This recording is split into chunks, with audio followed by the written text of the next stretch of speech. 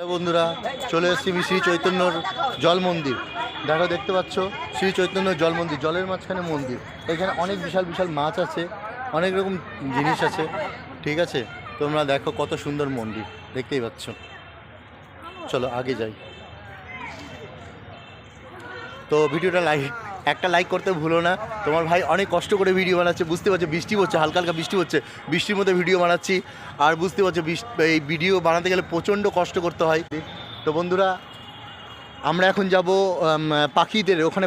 অনেক পাখি রকম আছে, হরিণ আছে, সমস্ত কিছু আছে, ওগুলো দেখাবো। তো চলো গিয়ে দেখি। ওই দেখুন হরিণ।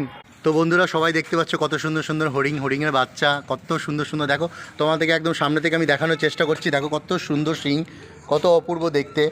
তোমরা যদি নবদ্বীপ ধামে আসো তো এই দৃশ্যটা অবশ্যই দেখবে, তোমার জন্য স্পেশালি। দেখো এই যে হরিণের সিং, দেখো কত কত সুন্দর।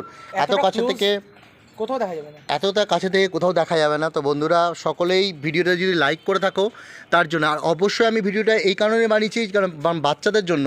বাচ্চারা ভীষণ পশু পাখি ভালোবাসে, তার জন্য বাচ্চাদের জন্য ভিডিওটা বানিয়েছি। তো বেবিরা, তোমরা একটা লাইক করে দিও, ওকে।